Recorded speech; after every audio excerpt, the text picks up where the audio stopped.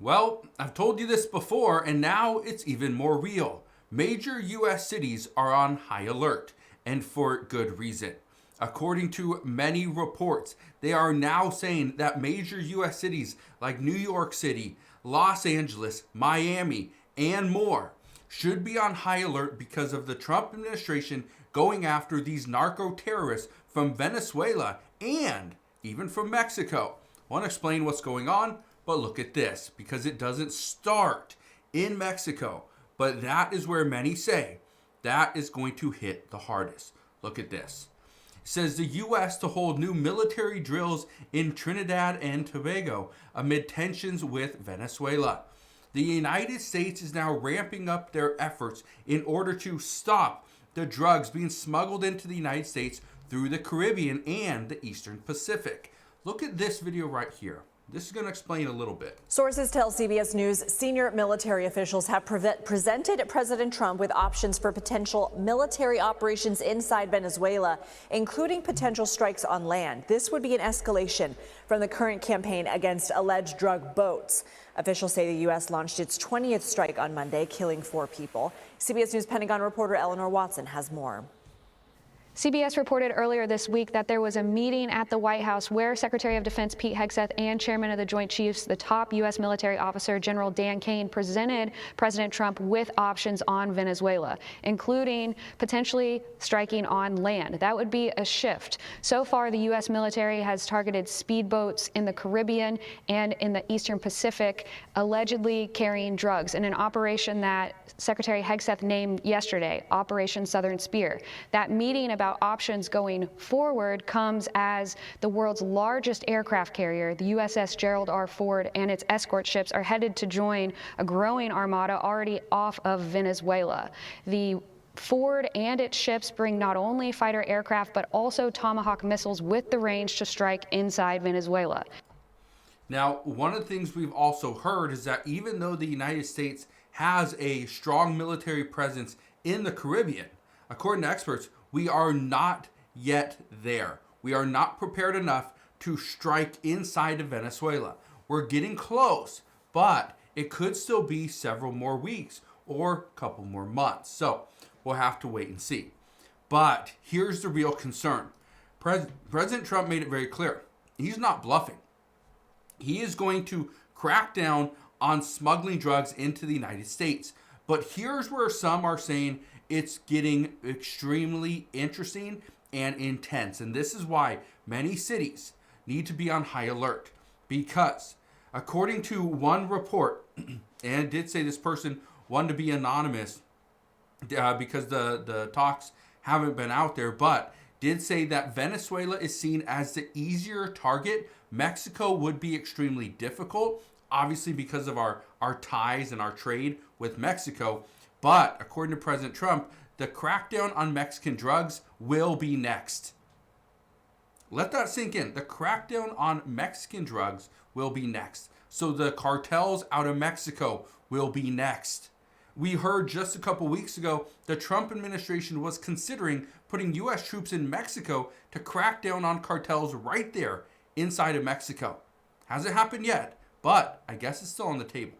Watch this, though, as well. So the White House is announcing Operation Southern Spear, which targets Latin American drug cartels operating in America's neighborhood. President Trump ordering the military buildup to stem the flow of drugs into our homeland, which is obviously a good idea. And he is also putting a lot of pressure on someone who has wobbled before, but has always maintained his leadership in Venezuela. But he's urging Maduro, with all of this action, to lose power. Okay. Like I said, there's a report that says that Venezuela is seen as the easiest target for President Trump. He wants to start there first. If he can eliminate the drug smuggling and the drug operations in Venezuela, this is going to hurt the cartels in Mexico as well. But at the same time, this is why cities have to be on high alert. Okay? Listen to this.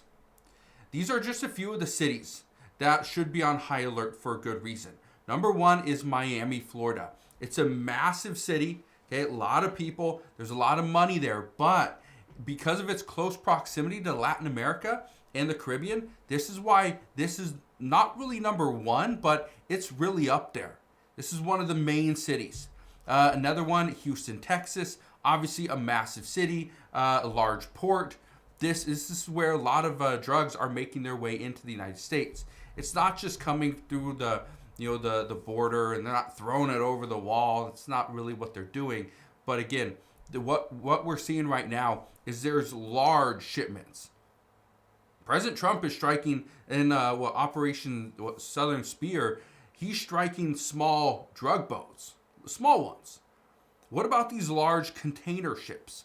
What about the large quantities of drugs? That's something that, the Border Patrol is seizing some of it, but there's still a lot, the majority of it, it's making its way into the United States. That's what President Trump wants to crack down on, but he can't do it by striking the small boats and just putting up the more border protection. No, he has to actually go into these other countries, and that right there could bring a lot of other issues.